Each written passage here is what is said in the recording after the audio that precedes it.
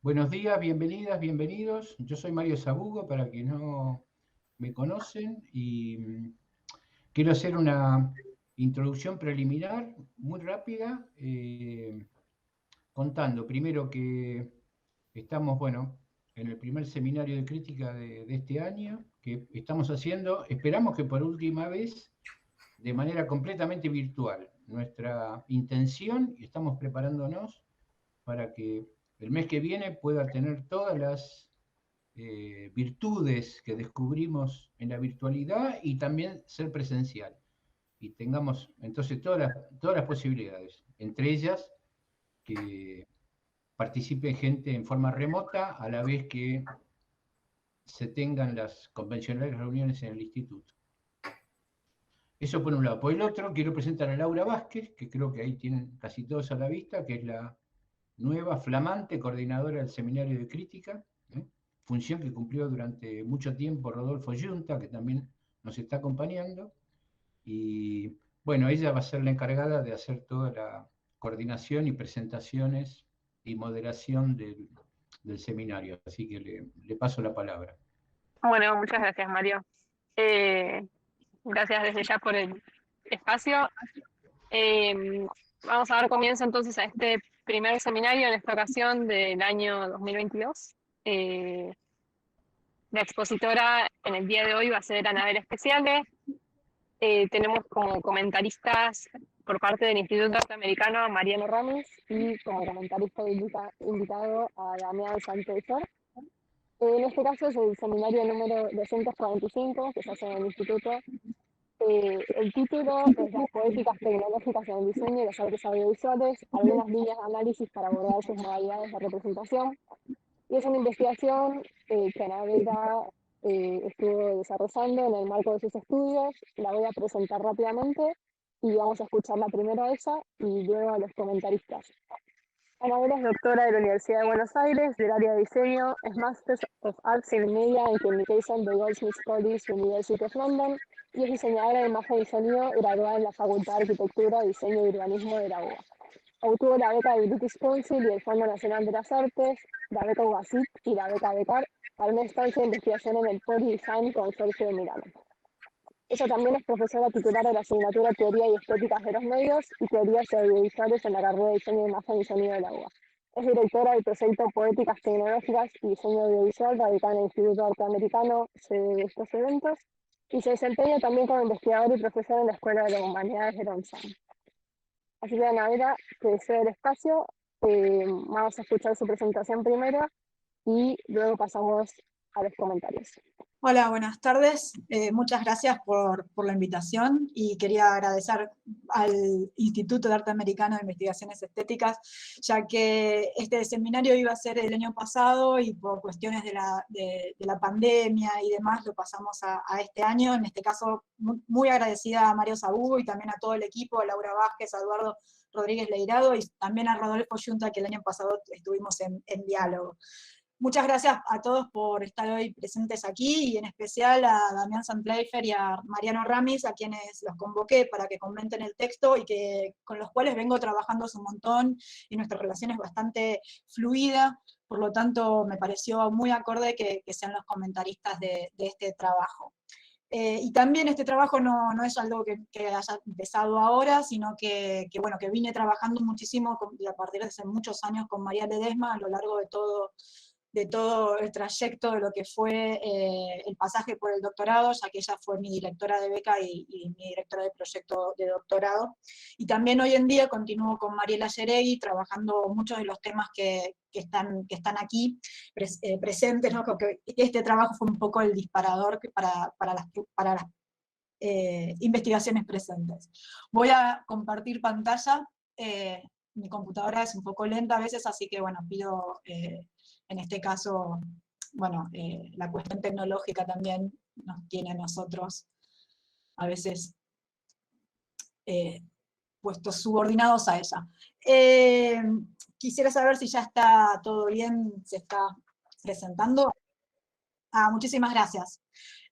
Bueno, Como les dije, este trabajo es parte, ¿no?, de lo que empecé a desarrollar en la tesis doctoral, en el proyecto de investigación, y también continúo en otros proyectos de investigación, que es el PIA MIC 17 y 30, y actualmente, ¿no?, el PIA MIC 22005, que es el que nos presentó recién Laura, y como texto que parte, ¿no?, de la tesis doctoral, trabajo en este caso los elementos que son propios del eje del marco teórico que utilicé para la tesis, ¿no? Sí, y este marco teórico que derivó luego en ciertos diseños de herramientas y de metodologías que utilicé para aplicar al análisis de casos de estudios por ahí en capítulos posteriores de la tesis. Estoy presentando algo que no había presentado antes, que justamente fue cómo se fueron disparando esas categorías que luego resultaron, ¿no?, hacia el final de la tesis, y que los casos de estudios que voy a presentar tal vez sí son casos de estudios trabajados muy fuertemente dentro de la tesis, y que luego, hoy en día, fueron como también los disparadores para encontrar nuevas alternativas. Por supuesto que el texto que mandé es para la lectura de ustedes y para reescribirlo nuevamente, agradeciendo altamente su lectura, y voy a guardar justamente los comentarios valiosos, tanto de los comentaristas de Damián Santleifer y Mariano Rami, sino también de quienes hayan leído o escuchen esta presentación, cosa que así pueda cerrar la escritura con todos los aportes que me puedan llegar a dar. Entonces, como les dije, dentro de la tesis doctoral, el marco teórico se fundaba específicamente en dos grandes conceptos. Estos dos grandes conceptos venían, uno muy ligado de la mano de los textos de Claudia Cossack, con los cuales venía releyendo y con quien también tuve clases, y por el otro lado buscando teoría sobre el diseño audiovisual. En este caso, cuando me puse a buscar teorías sobre el diseño audiovisual, me encontré que la mayoría de los escritores o de los investigadores que daban cuenta de este campo profesional venían del diseño gráfico, y faltaba, ¿no?, y encontraba ahí como un nicho de pensamiento, de escrituras, de publicaciones propios, ¿no?, de los diseñadores más de diseño de imagen y sonido, o del área comunicacional en general. En ese sentido, me basé a grandes rasgos en estas dos definiciones, una dada por Claudia Cossack sobre qué son las poéticas tecnológicas o las tecnopoéticas, como también las menciona, que serían modos de decir y de hacer, de prácticas artísticas que problematizan el fenómeno técnico-tecnológico de su época. Y esto es crucial, ¿no?, porque son modos de decir y de hacer, cómo se utiliza por un lado ese lenguaje, pero por el otro lado también cómo se problematiza y se pone en tensión sus interfaces tecnológicas, tomando esas interfaces tecnológicas sobre todo con esta dualidad que tiene el dispositivo audiovisual, que por un lado, ¿no?, tiene que ver con una forma con un aparato base, ¿no?, que nos da todo lo que es las formas de escritura, y por el otro lado también tiene que ver muchas veces con esas relaciones de poder y con todo ese teje de la ideología que viene por detrás. En ese sentido, lo cruzo a lo largo de toda la tesis con tratar también de pensar definiciones y cuestiones propias, ¿no?, de poder establecer cuál es el campo de estudio propio del diseño audiovisual, y tomo, sí, también como punto de partida esta frase de estos diseñadores gráficos de Barcelona, que ellos ponen al diseño audiovisual como una disciplina proyectual que se vale de imágenes, sonidos y textos que se despliegan en el espacio y en el tiempo con una función comunicacional. Y en ese sentido me parece que es bastante propia lo que yo después fui trabajando a lo largo de la tesis, ya que mi tesis está basada básicamente en lo que es la videopoesía en sí, y que luego en los otros trabajos de investigación la amplío, ¿no?, a otros trabajos que tienen que ver con el hacer artístico, con obras que vienen del campo audiovisual, pero que siempre cruzan estos tres grandes rasgos, o sea, las imágenes, los sonidos y los textos. Lo textual está, el uso de la palabra en alguna de sus formas está presente en estas obras. Y sobre todo, ¿no?, pensando al audiovisual como que el propio, ¿no?, el propio audiovisual es por la tecnología. Y en arte sentido también me fueron muy valiosos a lo largo del marco teórico utilizar tanto las nociones que venían dadas por Arlindo Machado, que es bastante leído en la FADU, como también, ¿no?, por Wilhelm Flusser, ¿no? Y poniendo el acento sobre todo en cómo se puede trabajar sobre la tecnología, pero también dando cuenta, ¿no?, de lo que implica la tecnología en cada uno de sus conceptos, ¿no? O sea, usarlas muchas veces como interfaces tecnológicas, no dando la tecnología como lo dado, sino que cuestionando justamente esa propia interfaz. Por eso, bueno, acá tengo los libros de Claudia Cosa, que fueron centrales, y sobre todo en esta ocasión voy a utilizar este libro, Políticas Tecnológicas en Argentina, donde lo que hace Claudia es, específicamente en la introducción de esta compilación de distintos textos, es trabajar la noción de poéticas, políticas tecnológicas, pero adoptando siempre, ¿no?, viendo cuál es la matriz y cómo a partir de la creación que hacen ciertos artistas, diseñadores, realizadores, etcétera, adoptan una actitud crítica, ¿no?, haciéndose cargo de los instrumentos técnicos de su época y haciéndose cargo también de la palabra, ¿no?, de su época, cuáles son las problemáticas de su época. Para Cossack no hay una infinidad de prácticas artísticas que coexisten al mismo tiempo en cada uno de los contextos. Ella en este texto va a hacer un recorte, ¿no?, de estos 100 años del centenario al bicentenario, y que en efecto, si bien, ella va a decir, bueno, si bien en cada uno de los contextos tiene una diversidad de obras que relacionan el arte con la tecnología, muchas veces ella encuentra o identifica 3 grandes décadas donde las cuales encuentra estos momentos que condensan e irradian estos procesos con una mayor vorágine. Y para ella, en este siglo en el cual estudia, serían los años 20, los años 60 y los años 90. Sin embargo, y acá sí, esto fue fundamental para el trabajo después del diseño de las herramientas de trabajo en el campo, en el trabajo de campo que hice dentro de la tesis, es que ella plantea entonces que para entender estos momentos condensadores e irradiadores de poéticas tecnológicas, los mismos están atravesados por 3 grandes líneas, ¿no? 3 grandes líneas o 3 grandes categorías, las cuales tienen solapamientos, tienen justaposiciones, tienen límites difusos, porosos, pero que ella denomina, ¿no?, una primera línea constructivista racionalista, la cual lo que hace es asociar, ¿no?, las obras que vienen dadas de una mano tecnocientífica, pero ligadas a imaginarios de progreso, que son al interior de lo que es el proyecto burgués, o también pueden ser que están ligadas a imaginarios de emancipación revolucionaria anticapitalista.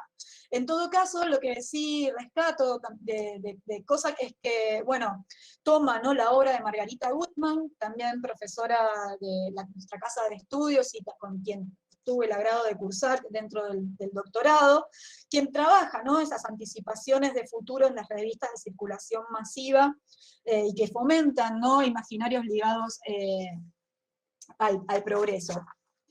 Por otro lado, la otra línea que ella denomina aracionalista tiene que ver más con la relación de las tecnologías o el pensamiento más racional o científico, pero siempre ligado a un pensamiento paracientífico o más de exploración de otro tipo de conocimientos, no a veces centrados en lo que es el conocimiento académico, que pueden ser, ¿no?, explorar estados distintos de conciencia, esoterismo, astrología, el I Ching, el tarot, ¿no? O sea, como ampliación, ¿no?, de esos imaginarios de modernidad occidental con otros saberes.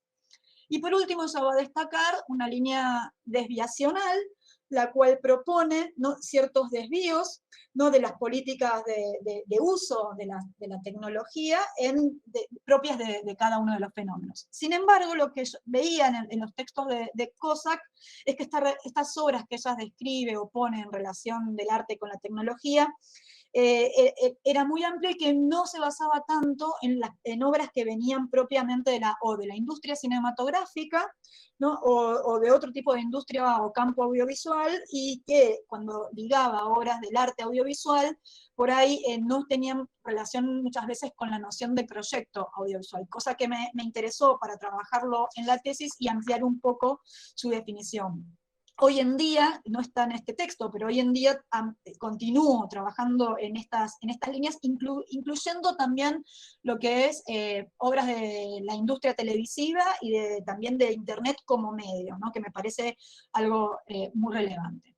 Y dentro de la tesis, entonces, llevo estas categorías a los casos de estudio y encuentro, ¿no?, que dentro de lo que sería la relación de imagen, sonido y texto en obras que están relacionadas con la videopoesía, pero también están relacionadas con otro tipo de hacer tecnopoético que se construye por medio de las imágenes, los sonidos y las palabras, y encuentro que Fabio Doktorovich, quien es doctor en química y trabaja en la Facultad de Exactas, es tomado como uno de los primeros en la Argentina que trae esta cuestión en tanto a la videopoesía, ¿no? Argentina la trae de sus estudios cuando estuvo haciéndolos en Estados Unidos, y trabaja sobre todo mucho esta relación constructivista, racionalista, dentro de ciertas líneas de humor que también me parecieron muy interesantes. Tanto él como Pablo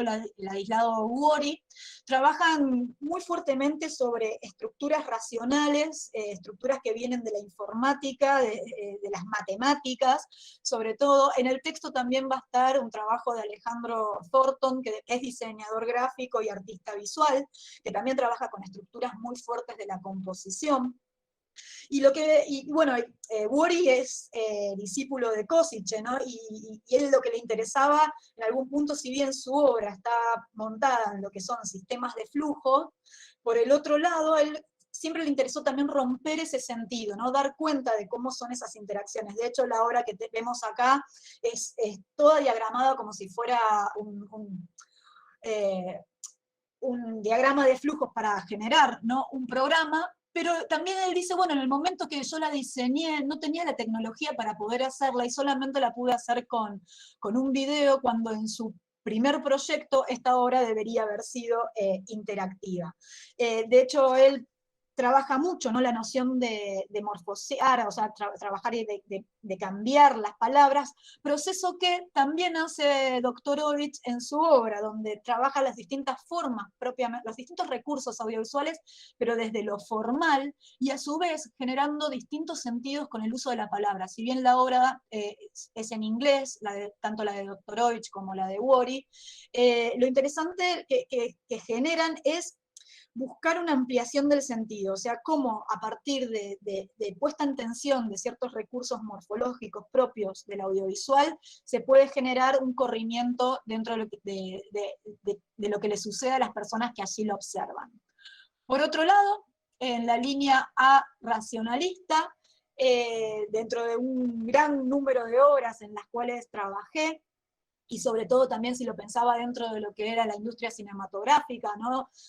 Piezas como las películas de Liceo Subiela, ¿no?, sobre todo aquellas que relacionan tanto con las poesías, pero también otras, ¿no?, que trabajan con mundos alternativos, fantasmagóricos y demás.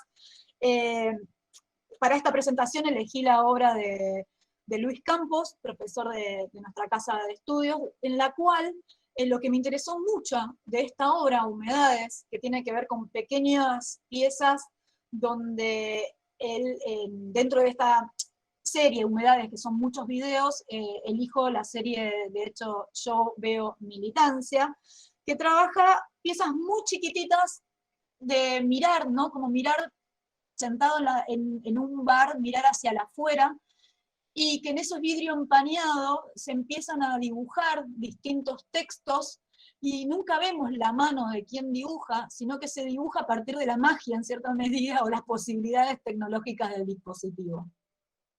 Y va generando imágenes que tienen que ver o que llevan a su memoria de de su tiempo de la juventud, de un momento muy oscuro de la Argentina, y encuentra, ¿no?, en esta combinación, ¿no?, por ahí de generar, ¿no?, a partir de las posibilidades tecnológicas por el otro lado, pero generando una imagen hasta incluso fantasmagórica, una escritura espectral o incluso hasta sobrenatural, trata de buscar una nueva interpretación a ese pasado de los años 70, ¿no?, buscando desde la memoria, recordando a sus compañeros o recordando en propio las formas de censura de esa época. A mí me parece que esta obra era muy central en mi trabajo, al menos, dentro de lo que fue la tesis de doctorado, y también, especialmente, ¿no?, pongo énfasis en esta línea que propone Claudia Cossack, que sería la línea desviacional.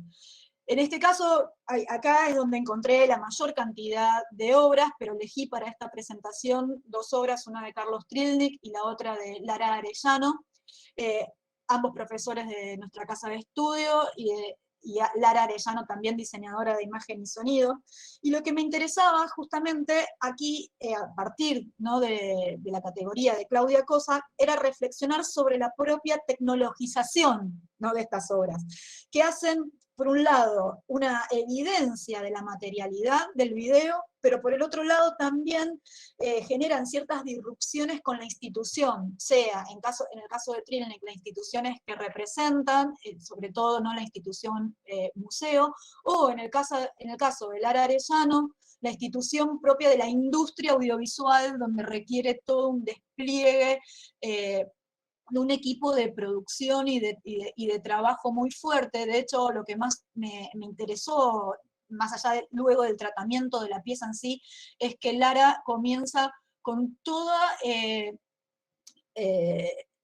una secuencia de títulos donde da cuenta de todo el equipo técnico, evidenciando, ¿no?, los procesos materiales de producción de esa obra, cosa que tal vez en las piezas más que están ligadas a una creación artística y autoral y personal, esto no se veía tanto en este texto paratextual, ¿no?, este texto que habla, ¿no?, que da cuenta de que tienes como función, ¿no?, presentar la obra que viene después.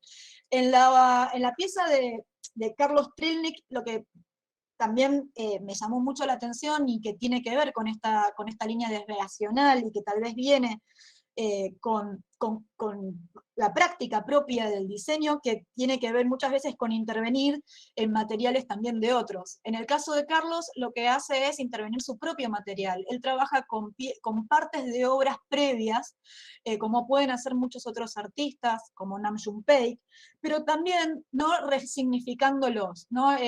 Por eso lo relacionaba con lo que nos plantea Nicolás Bourrier, con estas nociones de estética relacional o de postproducción, y sobre todo con esta noción que él habla de ex forma, o trabajar con materiales informados por otros, donde quien crea muchas veces estas piezas se encuentra trabajando como si fuera un sampleador, un disc-jockey, ¿no?, alguien que trabaja con material de otros generando un nuevo material. Y de hecho, en una entrevista que le hice a Trilnik, él justamente lo que dice es que él cuando trabaja en video siente esa inmediatez, ¿no?, que tiene a veces el pintor con la tela, ¿no? Él puede trabajar con capas una y otra vez.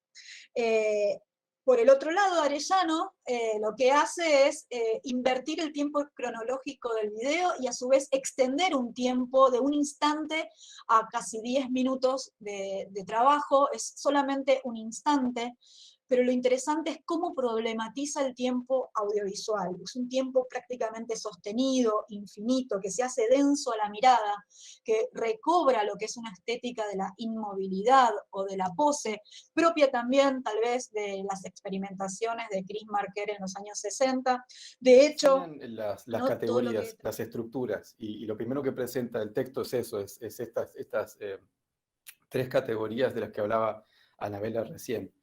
Y trabajando en un proyecto como el que trabajamos en el instituto, que es el proyecto IDIS, siempre que leo una estructura de pensamiento, pienso en visualización de datos. Lo que pienso es cómo eso se vería, ¿no?, esas 3 estructuras. La de la constructivista racionalista, la arracionalista y la desviacional. Yo particularmente, mi comentario tiene que ver con una extensión de la línea desviacional, porque la persona que se menciona en el texto, que es Carlos Trilling, que es otra persona con la que me formé en la facultad y la que fundó el proyecto de investigación este. Y mi comentario tiene que ver con la pertinencia de la ubicación de Carlos en esa línea, no solamente como artista, sino como persona perteneciente a la academia y a la disciplina del estudio, del diseño de imágenes y sonidos. Hay dos o tres características que se mencionan sobre la obra de Carlos, Geometrías de Turbulencia, en el texto de Anabela, que tienen esta clasificación ahí mismo, ¿no? Que es juxtaposición poética, en el sentido de esta desviación, y encastre de cosas que aparentemente no tienen un origen común o una continuidad común. Y el seguimiento de la voz por encima de eso, y esto que recogía de lo que decía Anabela recién, que es que Carlos se percibía como un DJ, trabajando en vídeo con esa informalidad. Y lo que hacía Carlos en clase era muy parecido a esto, digamos. No solamente lo hacía en su obra videográfica, sino también que cuando empezamos a hablar del proyecto de investigación IRIS en el 2008 más o menos, lo que teníamos eran las presentaciones de Carlos que tenían un montón de slides, un montón de diapositivas, que no tenían una continuidad cronológica, morfológica, y él cada vez que las presentaba iba agregando detalles que le daban sentido. O sea que esta categoría no es únicamente apropiada para definir su obra, sino que es tan clara que incluye su legado académico. El proyecto de investigación IDIS, de hecho, la parte más fundamental que mantiene el proyecto es esa: cómo hacer para, dentro de distintas plataformas, mantener esta discontinuidad, este desvío constante en el recorrido de la información. Yo lo que pensaba también en esta tarea, ¿no?, que es tan fascinante, es de ver si las estructuras siguen siendo útiles cuando pasa el tiempo, ¿no? Pensaba no solamente en lo que sucede en los ámbitos más valiosos o más notorios de las expresiones artísticas y diseño, sino pienso en el taller puntualmente, ¿no? Que eso es el comentario también que tengo para hacer, es ¿cómo funciona esto en el taller? ¿Qué pasa si tomamos estas categorías y analizamos lo que pasa en un taller en el año 2022? ¿Se mantiene? No, yo tengo la sensación de que esa porosidad de la que hablaba Anabela recién hizo que todo esté muy desbordado también, que haya habido muchos cruces ahí dentro.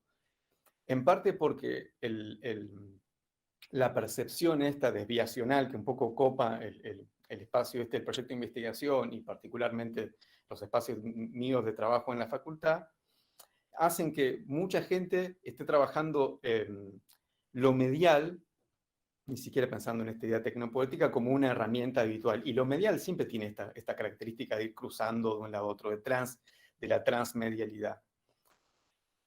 En este sentido, yo voy a exhibir una pequeña cosita que justo, que por ahí puede ser útil, y tiene que ver con esto, ¿no? Pensando en la idea de lo que hablamos recién, ¿no? Si estas tres categorías fueran una estructura que nos permita visualizar la información, sería muy distinta a esta. Y esta es la estructura desviacional, que de alguna forma, y contradictoriamente tal vez, puede ser metida como una categoría, pero al mismo tiempo ataca a todas las categorías desde dentro, ¿sí? Porque si yo tengo que pensar en lo desviacional, sí entiendo que es una de estas tres patas, y me encantan las categorías, las estructuras de tres patas, cómo funcionan, siempre parecen como bien estables, a diferencia de las mesas, por ejemplo, pero estas categorías parecen siempre bien estables, pero desde lo desviacional siempre se ataca esa otra manera, me parece.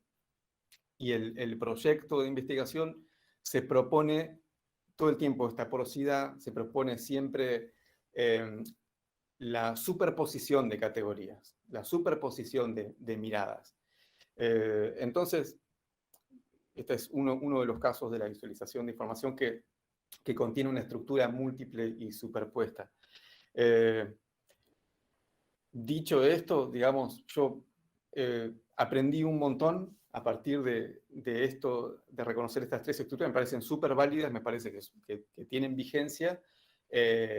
Y nada, me parece un motor de pensamiento súper vigente para para atravesarlo ahora, pero sí pensando en los talleres como lugar donde esto de alguna manera también se tiene que seguir verificando. Ese es mi comentario.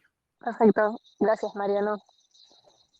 Voy a presentar entonces a Damián Santleifer, quien será el segundo comentarista que invitó a Anabela. Él es director de la UBA Web TV, es profesor titular de la asignatura Técnicas Audiovisuales y profesor adjunto de la asignatura Proyecto Audiovisual en la cátedra Campos Trilnik, ambas en la carrera de Diseño, Imagen y Sonido de la UBA. Actualmente se encuentra escribiendo su tesis para la maestría en Tecnología y Estética de las Artes Electrónicas en la Universidad de 3 de Febrero. Damián, te dejo la palabra. Bueno, buenas tardes. Muchas gracias, Laura. Muchas gracias al Instituto. Muchas gracias, Anabela, también por confiarme este espacio. Coincido con Mariano, que no es una práctica habitual la de comentar de esta manera un escrito, un desarrollo conceptual, pero además en esta particular situación sucede que, y lo suma Mariano, lo había pensado en Anabela, pero escuchándola a Mariano no me queda otra posibilidad que incluirlo, que esto es parte de un diálogo cotidiano, un diálogo absolutamente transversal a la presentación, con Anabela, por supuesto, que desde el punto de vista de las prácticas académicas compartidas, artísticas, de proyectos, de intereses, las mismas muestras que Anabela contaba. Bueno, el tema de la tecnología como medio promotor del discurso y el problema del discurso como enunciador de lo político es un tema habitual. Digo, lo sumo a Mariano porque gran parte de lo que Mariano acaba de decir también conforma algo del núcleo de mi mirada sobre lo que Anabela bien nos presenta en su texto. Entonces voy a tratar de no abundar y no redundar en esos puntos y en términos más domésticos, siento como que este diálogo entre Mariano, Anabela y yo podría ser un diálogo privado que en este momento estamos haciendo en un espacio público, pero que conserva en gran parte ese espíritu. Habiendo leído el texto, me pasó que hoy a la mañana tempranito me levanté y no sé si lo han visto o escuchado, me encontré con el discurso de apertura en la Feria del Libro de Guillermo Sacomano, que no tiene desperdicio en muchos aspectos. Sacomano es una pluma claramente brillante en su escritura, pero tal también como es un poco su espíritu, se le pidió que inaugurara la feria, y dijo una cantidad de cosas realmente interesantes y muy bien dichas. Un pequeño fragmento me pareció que estaba bastante vinculado con el espíritu de lo que yo quiero observar y comentar del texto que Anabela nos propone. Decía Sacomano, creo que ayer, a esta feria queda claro, le importan más los libros que más venden, que como es sabido suelen ser complacientes con la visión quietista del poder. Conviene quizás que lo aclare. Y este es el punto de interés, en una analogía tal vez con el tema que nos convoca. La literatura que me interesa, trátese de ensayo, poesía, narrativa, ilumina, perturba, incomoda y subvierte. Yo me identifico mucho, me parece, bueno, cuando uno encuentra una pluma que resume de una manera tan cabal algo que funda parte del pensamiento que por lo menos a mí me acerca primero a la práctica del diseño audiovisual y segundo, obviamente, al texto que Anabela nos propone. Digo, me identifica fuertemente este espíritu de lo que Sacomano dice, y me parece que esas palabras me pueden ser útiles para introducir esto que pide Anabela, y espero estar a la altura de las circunstancias, es simplemente alguna mirada sobre el texto que está en cuestión.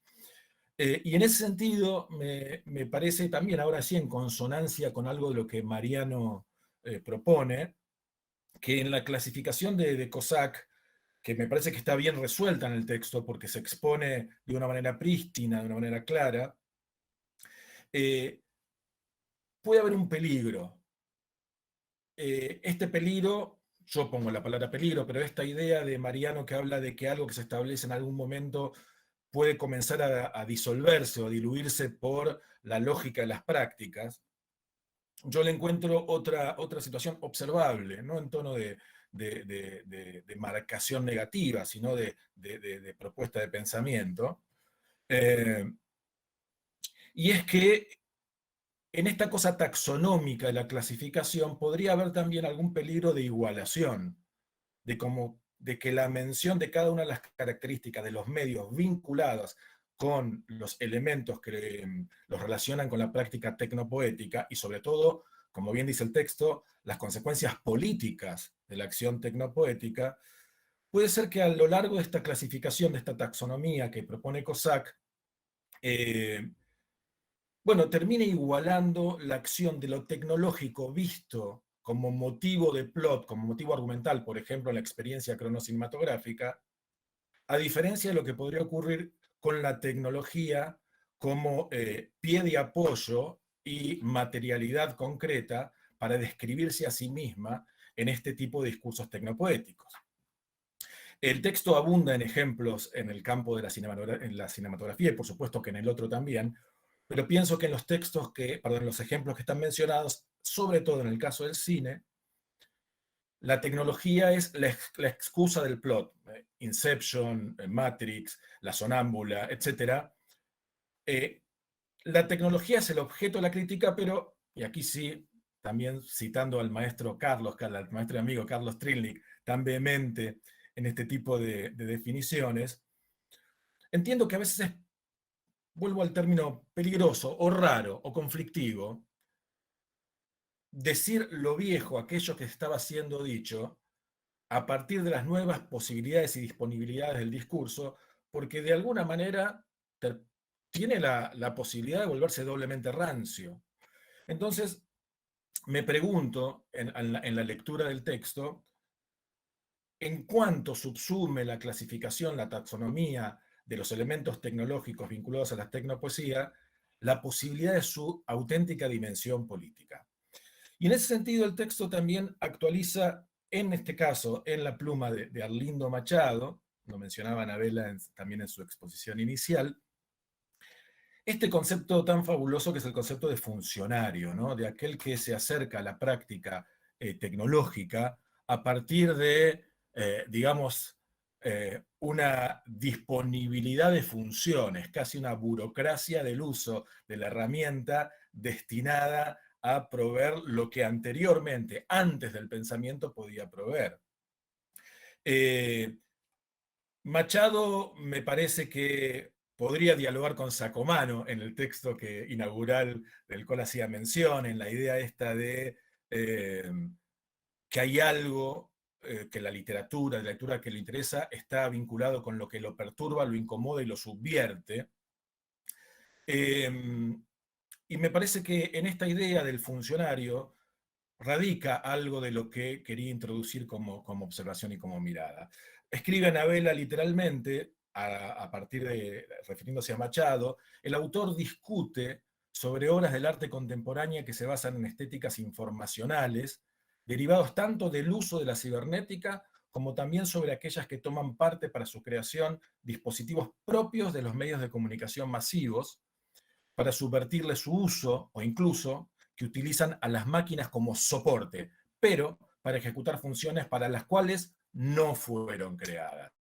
Entonces, esta igualación en la clasificación de aquello que es tecnología como plot y tecnología como medio, me parece interesante y me parece que es un punto de expansión y desarrollo del texto que me encantaría leer, al cual me encantaría acceder. David Rockeby tiene un texto muy, muy bello que se llama Espejos transformantes, etcétera, etcétera, etcétera, y trata en este texto de establecer categorías posibles, hoy parece que es un día de categorías, para las artes electrónicas interactivas, y entre esas categorías hay una que me interesa particularmente en este momento, es que refiere a esta categoría, la cual nombra como la capacidad de estos medios de inventar su propio medio. Y esto me parece que es la gran oportunidad en esta clasificación de Cosac, que de alguna manera tiene este peligro de anclar e igualar. Parecería que, o podría ser que, una de las salidas posibles, un tapón de desagote de esta posibilidad, sea esta actualidad en donde los medios a los cuales podrían hacer referencia las tecnopoéticas contemporáneas son medios que no existen.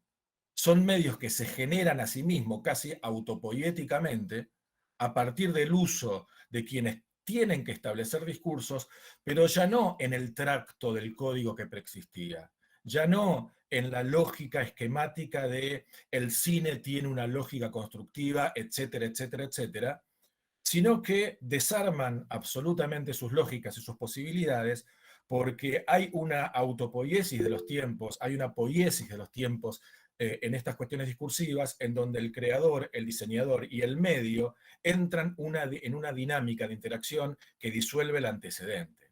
Yo había traído algunos ejemplos, no sé si es pertinente mostrarlos, Laura me dirá si vamos bien por ahí. Ok, ¿entendí un sí? Sí, Damián, por supuesto, por Dale, compartir. gracias.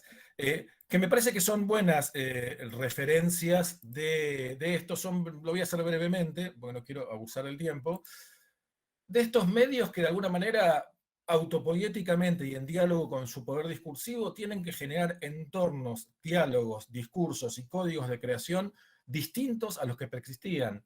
Uno de estos que yo uso habitualmente como referencia también en el taller para tratar de promover esta lógica de que lo que se crea como discurso hoy en día tal vez tenga que crearse como medio. Y este es el gran problema que me parece que excede este tipo de categorías. Es esta obra tan bella de... Yo la voy a pasar sin sonido, después ustedes las pueden consultar. Esta obra en particular es una obra de Philip Stearns y se llama, bueno, un candelabro para uno de muchos posibles finales. Lo que están viendo es una obra de intervención de Stearns sobre la existencia de radioactividad en ambientes de forma natural o de forma artificial, y Stearns genera un medio inexistente, instalativo hasta el momento de su producción, que es en realidad una cantidad de contadores Geiger que provienen también de otro ámbito de la producción. El contador Geiger no fue generado como un elemento tecnopoético, el contador Geiger fue generado y creado como un elemento científico destinado a detectar niveles de radioactividad en los ambientes. Bueno, él lo introduce a este sistema y genera este candelabro, este candelero, en el cual lo que ven ahí vibrando es la expresión también de una data visualization, tal como Mariano expresaba, una visualización de datos, en los cuales cada destello de cada una de esas luminarias, y hay un pequeño sonido que ustedes no escuchan, pero luego podrían hacerlo, establece el nivel de radioactividad que hay en el ambiente. Stearns termina diciendo: el día que entren a mi instalación y la encuentren completamente iluminada, corran. Bueno, este sería un primer ejemplo. Un segundo ejemplo que me gustaría también, en función de lo que se dice y lo que se produce, es esta obra tan, bueno, compleja, curiosa y también en algún sentido crítica. Es curiosa, ya Microrritmos también tiene un aspecto lumínico, por lo tanto voy a evitar la parte sonora. En Microrritmos, el colectivo Interspecifics toma el conocimiento biológico y cría, perdón si hay algún biólogo en la sala, o una bióloga, cría colonias de bacterias que generan su propia impulsividad eléctrica, su propia carga eléctrica. Esta carga eléctrica empieza a tener su dinámica propia, la colonia se crea, se la conecta a microcontroladores, estos microcontroladores se le conecta a actuadores sonovisuales, lumínicos, y a partir de ahí la pieza está bajo el control de estos microorganismos. Bueno, de nuevo, desde que Kac crea el concepto de bioarte y la idea de que hay campos que confluyen en un territorio común y no específico para ninguna de las partes, me parece realmente interesante esta idea de que los medios se crean, y este es un buen ejemplo de ello. Tengo dos o tres ejemplos más y no los aburro más. Esta obra también me parece realmente interesante, es del artista argentino Leo Núñez. Leo Núñez también establece una nueva metáfora, fuera del discurso, voy a mutearme acá, fuera del discurso, están viendo los ejemplos, no llegan para... Bien.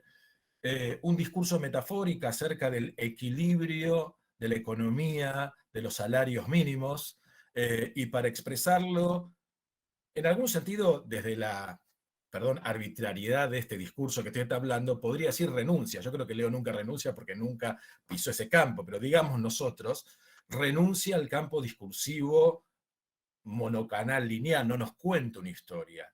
Para hablar, no nos escribe un texto, no establece ni un manifiesto ni un panfleto. Simplemente desarrolla un dispositivo inexistente al cual ingresan datos acerca de los salarios mínimos y vitales, lo que hacen que, sumado a los gastos posibles entre comida, educación, vivienda, vestimenta, etc., ese dispositivo se cae en un costado y se levanta en otro, y lo que intenta hacer este elemento es encontrar un equilibrio imposible. Bueno, nuevamente, ¿cómo entraría en esta órbita de clasificaciones un medio que por otro lado también tiene algo que hasta ahora no era tan habitual, sí lo es hace mucho tiempo, pero quizás cada vez más, que es su capacidad de autogenerarse? Nadie va a ver esta pieza moviéndose de la misma manera nunca, porque los datos que ingresan son siempre diversos y distintos. Rápidamente, la maravillosa obra de Daniel Rossin, donde directamente él toma la estructura del relato habitual y pixelar y crea estas pantallas generadas fuera del brillo de lo electrónico, estas pantallas de madera, y refleja o no refleja luz, y a partir de microcontroladores y al estilo de Rockaby con sus espejos transformantes nos devuelve imágenes. ¿Dónde estaba este medio? ¿Cómo lo ingresamos en el distrito de la clasificación y la taxonomía? ¿A qué refiere? Bueno, me parece también otro ejemplo realmente interesante.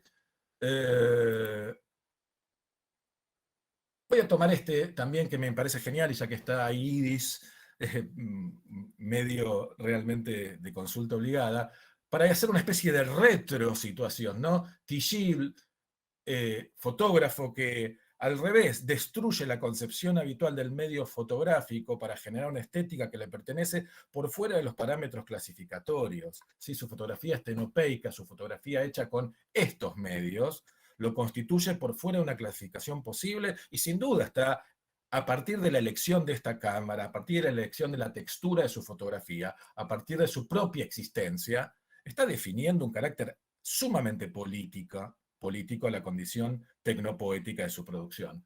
Y por último, en un ejemplo claramente de visualización de datos, hay un colectivo que se llama Forensic Architecture, que a mí me interesa muchísimo, que pone una pata en las ciencias y una pata en el arte, y está ahí, y no sabemos muy bien definirlo, que me parece genial este último ejemplo, no como ejemplo, sino por lo que ellos hacen, y es que utiliza los medios de control habituales para construir discursos contra control. Por ejemplo, en una de sus piezas, ellos trabajan mucho con grupos políticos de todo el mundo. Aquí en esta pieza voy a mutearme, hacen un análisis de lo que fue el gaseo, las bombas de gas lacrimógeno en las protestas en Santiago de Chile, y utilizan toda la información que el Estado tiene disponible para entender qué pasó, cuánto gas se tiró, cuánto gas era realmente disuasivo, cuánto era exagerado, cómo impactó en el ambiente, y lo hacen de una manera absolutamente genial, precisa, metodológica, científica, pero al mismo tiempo discursiva, poética y artística. Estos límites empiezan a disolverse, y me parece que producen, Forensic Architecture también me parece que es si no lo conocen, les recomiendo muchísimo seguir las piezas de este colectivo, que es realmente maravilloso. Bueno, para ir cerrando, digo, a mí me pareció muy bello el texto de Anabela, muy clarificador en relación a la introducción de estas categorías, pero como todo texto y esta dinámica también me parece que ofrece preguntas, y yo tuviese que resumir estas preguntas, las que me provocó el texto, y que de todas maneras son preguntas que con Anabela compartimos a menudo. Así que hola Anabela, va de nuevo por escrito y en este medio. Me pregunto si no sería interesante abundar y ampliar sobre el gesto político de las tecnologías en sí mismas, a diferencia de su mención pura como plot, como argumento en las expresiones cinematográficas, versus lo que no es cine. Y nada, y si no, estaría bueno entenderlas en su oportunidad de discutir desde esta perspectiva presente, tal vez algo autopoética y sin ningún lugar a dudas, fuera de un código predecible más que el proyectual. Bueno, esto es un poquito lo que tenía para contarlos, espero haber sido claro. Gracias, Damián, por tu presentación y los videos que trajiste a colación para apoyar lo que ibas contando. No he recibido preguntas por escrito, no sé si hay alguien que quiera sumar alguna otra pregunta o comentario al texto y a los temas que trajo Anabela a discusión. les pido que levanten la mano. Si no, Anabela, nos quedan unos minutos para que puedas dar algún tipo de respuesta o feedback de las cuestiones que te han propuesto Damián y Mariano para continuar trabajando. Bueno, primero y principal, muchas gracias tanto a Mariano por su tiempo y a Damián. A mí, de hecho, quedé frisada, Mariano, porque la tecnología, ¿no?, tiene sus bemoles y tuve que entrar con otra cuenta. Así que sí, pero esta cuestión, ¿no? Ahora estoy con dos pantallas, con doble pantalla, y esta idea que veníamos que venías poniendo, ¿no?, esa puesta en relación. Yo creo que como bien había dicho Mariano, ¿no?, la cuestión de poner en relación dos elementos que generan un sentido diferente y generar a partir de ahí una mirada siempre desde el presente, ¿no? En tanto a lo que planteaba un poco Damián, por ahí a veces esa dificultad de pensar el presente y un poco, ¿no?, en los textos de Cossack es como siempre una mirada o un catálogo hacia el pasado, ¿no?, y esa historización permanente, ¿no? Y esta cuestión a veces uno trae ese elemento al presente y al verlo, por supuesto que lo vemos tamizado desde nuestro propio contexto, pero lo interesante es ponerlo en puesta en relación también en esos procesos que tienen que ver con cuáles son esas tensiones entre las interfaces tecnológicas por un lado, y por otro lado, más allá del contenido, sino qué permiten esas interfaces tecnológicas y qué no. ¿No? O sea, ¿qué traen a escena y qué no? ¿Qué trae a escena el buscador de Google y qué no? Y queda completamente invisibilizado. Sí, claro, dentro de lo que es la carrera, por lo menos, o con mi propia formación, más que nada como diseñadora de imagen y sonido, el cine, ¿no?, la industria cinematográfica era como esa piedra fundacional. Por suerte se amplía ahora esos horizontes, y por eso me interesa empezar a pensar tanto la televisión, ¿no?, porque, o por lo menos en una de las últimas encuestas que se hizo en el 2018, creo que fue, en la Argentina al menos 2 horas de televisión por día ven el 98% más o menos de la población. Uno a veces pregunta, y dice, no, los estudiantes no ven tele o no se ve televisión, pero todavía está presente, ¿no? Y esa televisión como medio muchas veces se construye en un metamedio que genera o que imprime las estructuras de formas de enunciación y de formas de entender el mundo o de formas de creación de lenguajes propias de ese medio, ¿no? Como que imprimen los demás. Y ver, ¿no?, en esa transición a Internet como medio, o sea, cuáles son estas cuestiones que decías vos, autopoéticas propias, ¿no?, de este medio de Internet, que las permite, ¿no?, de una forma mucho más ágil y mucho más fuerte. Nada, ver el tiempo presente es muy, muy difícil, por eso yo creo que la figura del poeta, y eso es algo de la poeta, más allá de que en mi propia tradición, estudié la carrera, me inscribí en diseño de imagen y sonido basándome en las cuestiones poéticas del audiovisual.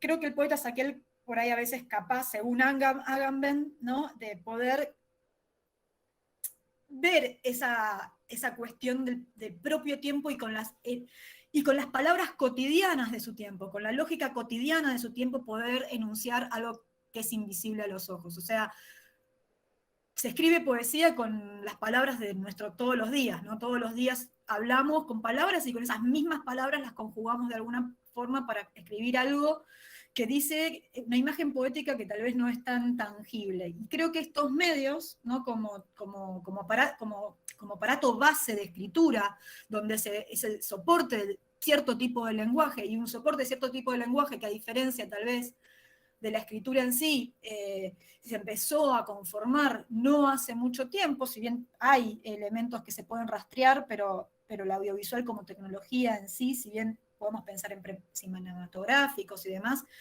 este lenguaje no tiene una tradición tan larga como el lenguaje escrito, ¿no?, por supuesto, y y pensarlas, ¿no? Esas posibilidades que no queden cristalizadas en las industrias. Me parece que ese era como uno de los interrogantes cuando empecé a trabajar hace un montón de años estos temas de investigación, y que bueno, en la tesis doctoral o en el trabajo de la tesis doctoral me centré en la videopoesía, pero que este último tiempo, y sobre todo en este último trabajo de investigación que acaba de empezar, la idea es pasarlo a esa autopoiesis propia de Internet, sin caer en una utopía, ¿no?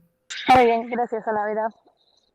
No sé si hay alguien más que quiera hacer alguna otra pregunta o sumar algún comentario. Aprovecho a destacar algo ahí que mencionaba Rita Molinos por el chat, que el seminario, perdón, se habló un montón del tema de categorías que vos traías a colación y lo retomaron mucho tus dos comentaristas. Este año las jornadas de investigación de FADUA son justamente sobre la temática de categorías. Se van a realizar en octubre de este año, jornada así, encuentro regional. Así que para todos aquellos que estén interesados, Rita los invita a que puedan llevar todas estas discusiones que estaban muy interesantes a las jornadas también.